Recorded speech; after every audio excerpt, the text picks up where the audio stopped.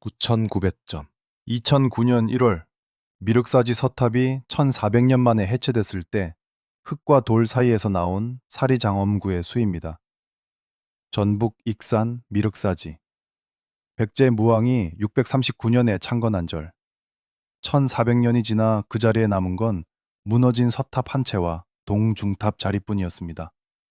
그런데 그 서탑을 해체하던 중 심주석 안에서 사리장엄구가 한꺼번에 쏟아져 나왔습니다. 9,900점.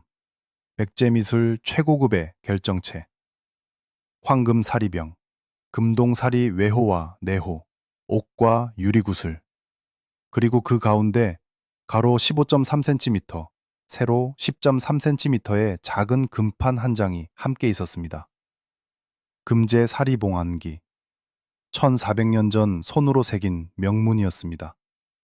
학교에서 이렇게 배운 설화가 있습니다. 백제무왕은 어린 시절 서동이었다. 말을 캐서 팔던 서동이 신라 경주에 들어가 서동요를 퍼뜨렸다.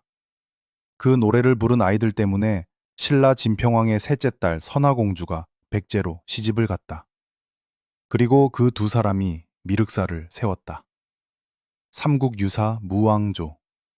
이련이 1281년에 채록한 그 설화는 1400년 동안 학교 한국사 교과서를 통해 정설처럼 이어졌습니다. 그런데 그 작은 금판이 1400년 통설을 흔들었습니다. 발굴팀이 금제사리 봉안기 명문을 읽었습니다. 첫 줄. 좌평 사택적덕의 딸인 백제 왕후가 사찰을 창건했다. 좌평 사택적덕의 딸. 선화공주가 아닙니다. 오늘 우리는 그 정정 흐름을 같이 따라갑니다. 1400년 통설인 선화공주 설화와 2009년 1월에 흙 아래에서 나온 사리봉안기 한 줄. 그 사이에서 백제 왕실의 진짜 얼굴이 어디까지 드러났는지. 자, 우리가 학교에서 배운 그 설화부터 다시 펼쳐봅니다. 삼국유사. 1281년 고려 후기에 이련이 편찬한 사서입니다. 김부식이 1145년에 편찬한 삼국사기보다 약 130년 늦게 나왔습니다. 삼국사기가 정사 중심이라면 삼국유사는 정사와 신화와 전설을 함께 채록한 사서로 알려져 있습니다. 그 삼국유사권이 기이편에 무왕조라는 항목이 있습니다. 그 안에 학교에서 배운 그 설화가 그대로 담겨 있습니다. 서동. 백제 무왕의 어린 시절 이름이었다고 이련은 적었습니다.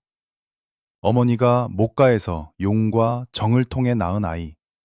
가난한 집에서 자라 말을 캐서 팔며 살았다. 그래서 서동이라 불렸다. 마, 서, 아이, 동. 말을 캐는 아이. 이 서동이 신라에 들어갔습니다. 진평왕의 셋째 딸 선화공주가 아름답다는 소문을 듣고 경주까지 갔습니다. 그리고 아이들에게 말을 나눠주며 노래를 가르쳤습니다. 그 노래가 바로 서동요였습니다. 서동요. 우리말로 풀면 이렇습니다. 선화공주님은 남 모르게 시집가서 서동도련님을 밤에 몰래 안고 잔다. 아이들이 부른 그 노래가 경주거리에 퍼졌습니다. 신라 진평왕의 귀에 들어갔습니다. 진평왕은 셋째 딸을 궁 밖으로 내쫓았습니다. 그리고 그 자리에 있던 서동이 선화공주를 백제로 데려갔습니다. 두 사람은 백제로 함께 가서 부부가 됐고 선화공주는 백제 왕비가 됐습니다. 훗날 두 사람이 용화산 아래를 지나다가 미륵 삼존이 목 가운데서 나타나는 모습을 봤습니다. 선화공주가 왕에게 청했습니다. 이곳에 절을 세워주십시오. 그래서 미륵사가 세워졌습니다. 이게 우리가 학교에서 배운 미륵사 창건 설화입니다. 자, 그런데 한 가지 짚고 가야 합니다. 삼국사기. 김부식이 1145년에 편찬한 사서입니다. 그 안에 신라 본기 진평왕조를 펼치면 진평왕의 딸이 둘만 등재되어 있습니다. 덕만과 천명. 덕만은 훗날 선덕여왕이 됐고 천면은 김춘추의 어머니가 됐습니다. 셋째 딸 선화는 등재되지 않습니다. 선화공주의 이름이 1차 사료에 등장하는 곳은 삼국유사 무왕조 단 한 군데. 그것도 이련이 1281년에 채록한 백제가 멸망한 지 600년이 지난 뒤의 기록입니다. 그래서 학계 일각에서는 그때부터 의문을 제기했습니다. 선화공주가 실제 인물이었을까? 아니면 설화에 끼어들어간 이름이었을까? 하지만 그 의문도 결정적인 증거가 없어서 멈춰있던 시기였습니다. 학교 한국사 교과서는 그대로 서동요와 선화공주를 정설처럼 가르쳤습니다. 1400년이 지난 그 시점까지 한 가지 더 짚고 가야 합니다. 백제 무왕 자체의 출신도 학계에서 정설이 갈리는 자리입니다. 삼국사기 백제봉기 무왕조에는 무왕이 백제 29대 법왕의 아들이라고 기록되어 있습니다. 그런데 삼국유사 무왕조에는 어머니가 과부였고 못가에서 용과 정을 통해 무왕을 낳았다는 설화가 함께 실려 있습니다. 1차 사료 두 곳이 서로 다른 출신을 기록한 자리입니다. 학계 일각은 무왕이 법왕의 직계가 아닌 반계 출신이거나 또는 진평왕의 외손자라는 가설을 제기했습니다. 어느 쪽이 정답인지는 결정적인 발굴 사료가 없어서 학계가 답을 내지 못한 자리입니다. 이 출신 미스터리도 1400년 동안 학계 갈림 상태로 남아 있었습니다. 그 1400년 통설들이 한꺼번에 흔들린 건 한 통의 금판 명문 때문이었습니다. 자, 우리가 2009년 1월 미륵사지 현장으로 가봅니다. 전북 익산 금마 백제 무왕이 600년에 즉위하면서 도성을 옮겼던 자리입니다. 학계는 그 시도를 익산 천도 또는 별궁 건설로 부릅니다. 어느 쪽이 정답인지는 아직 학계가 답을 내지 못한 자리입니다. 단 무왕이 익산에 왕궁리 유적과 미륵사와 제석사를 함께 세웠다는 건 발굴로 확인된 사실입니다. 그 미륵사, 한반도 최대 규모의 백제 사찰이었습니다. 동탑과 중탑과 서탑, 세 개의 탑이 한자리에 나란히 서 있었습니다. 중앙의 중탑은 거대한 목탑이었고 좌우의 동탑과 서탑은 석탑이었습니다. 미륵사의 규모를 잠깐 짚어봅니다. 사찰 전체 부지가 동서 약 172m, 남북 약 148m. 한반도 고대 사찰 가운데 가장 큰 규모였습니다.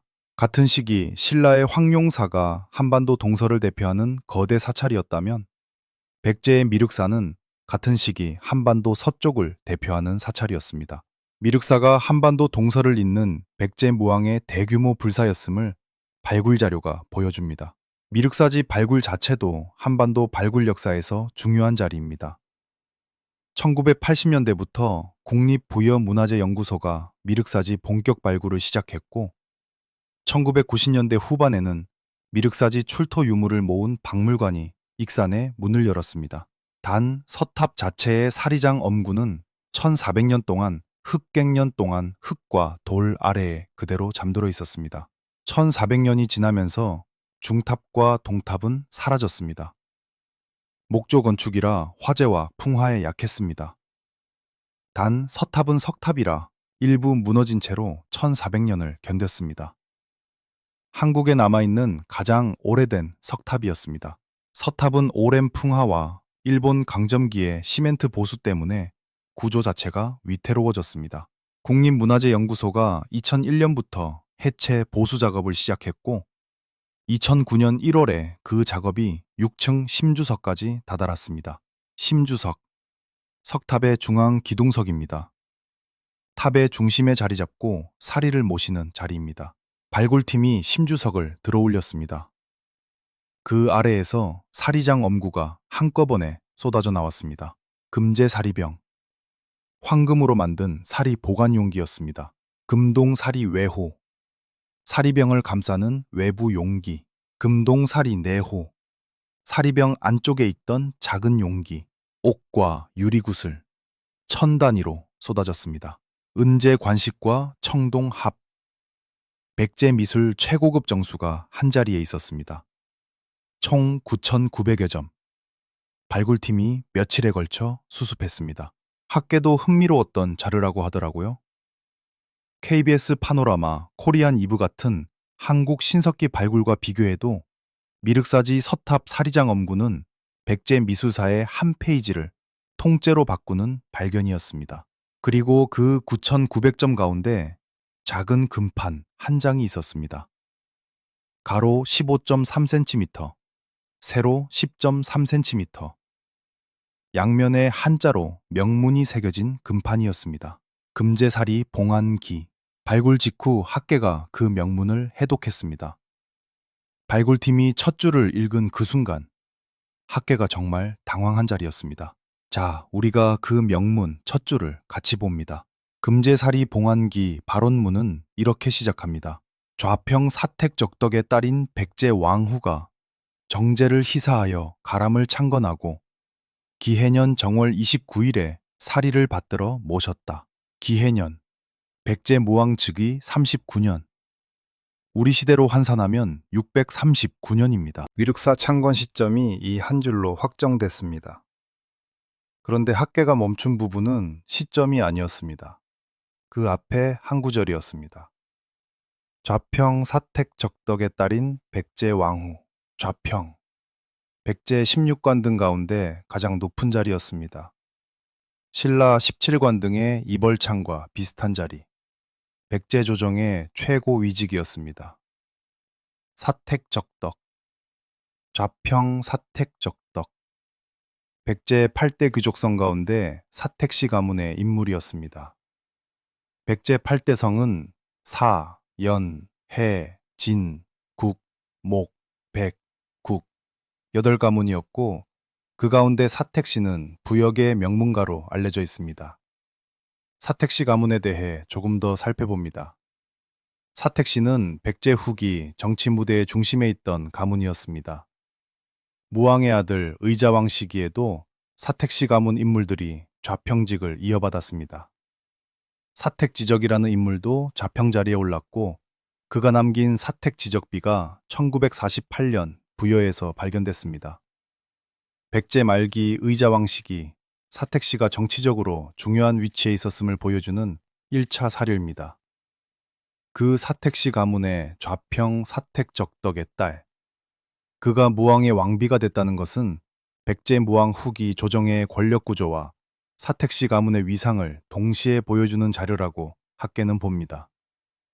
그 좌평 사택적덕의 딸이 백제 왕후라는 것, 그리고 그 왕후가 미륵사 서탑의 발원자라는 것, 이 두 가지가 금판에 분명하게 새겨져 있었습니다. 선화공주가 아닙니다. 신라 진평왕의 셋째 딸이 아닙니다. 백제 좌평 사택적덕의 딸, 사택왕후. 1400년 전 한 줄 명문이 1400년 통설을 한 번에 흔든 학계가 놀란 자리였습니다. 발굴 직후 KBS와 학술 언론이 일제히 보도했습니다. 선화공주 설화가 1400년 만에 정정됐다. 백제 무왕의 진짜 왕비는 사택왕후였다. 우리도 처음 들었을 때 정말 궁금했던 자리였습니다. 그 자리에서 학계가 두 갈래로 갈라졌습니다. 한쪽은 사택왕후가 미륵사 발원자 단독인물이라는 입장이었습니다. 다른 한쪽은 사택왕후가 무왕의 후비이고 선화공주도 함께 있었다는 입장이었습니다. 학계 정설 미황립. 단 한 가지는 분명해졌습니다. 학교에서 배운 그 설화는 1400년 동안 다시 검증되지 않은 사료 한 조각이었다는 것. 그리고 그 자리에 또 다른 1차 사료가 나타났다는 것. 이 사리장 엄구는 2022년 12월 국보로 지정됐습니다. 백제 미술사뿐 아니라 한국사 정정 흐름의 결정적 사료로 자리 잡은 것입니다. 자, 우리가 다음 의문으로 넘어갑니다. 미륵사 서탑은 사택왕후가 발원했습니다. 1400년 통설을 흔든 그 한 줄이 거기 있었습니다. 그런데 미륵사 전체는 어떻습니까?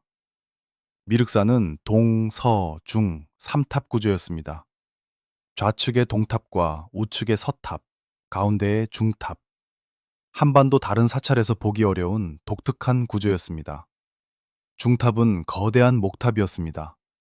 학계 추정으로 약 80m 높이, 645년에 세워진 황룡사 9층 목탑과 함께 한반도 고대 목조 건축의 최고봉이었습니다.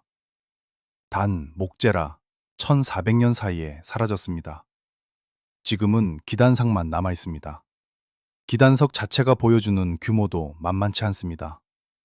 미륵사 중탑 기단석은 한 변이 약 18m 정사각형.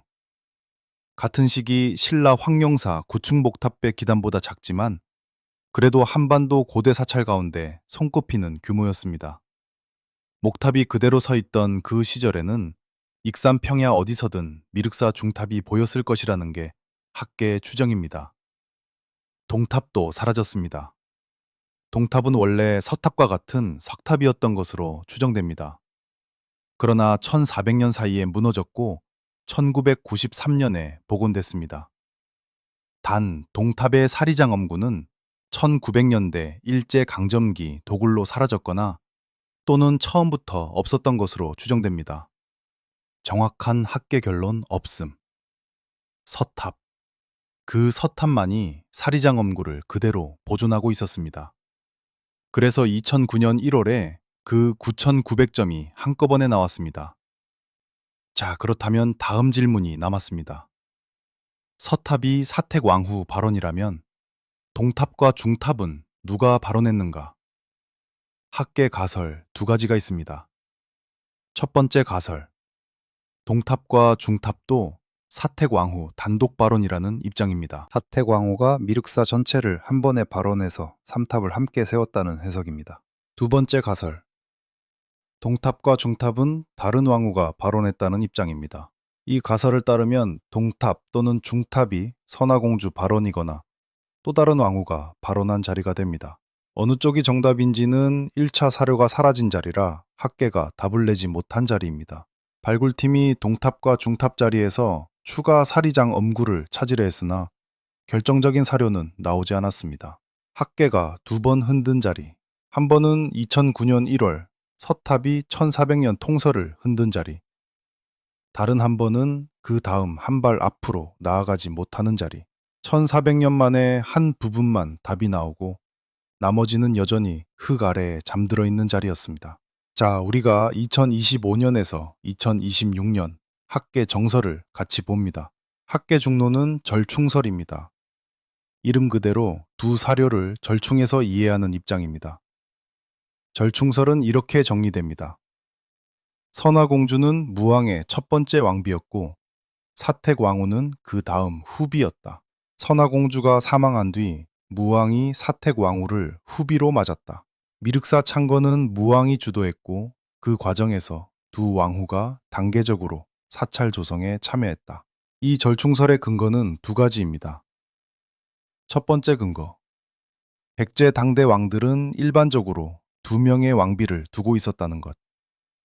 무왕뿐 아니라 그 이전 위덕왕과 해왕과 법왕도 두 왕비 또는 그 이상의 후궁을 거느렸다는 기록이 1차 사료에 흩어져 있습니다.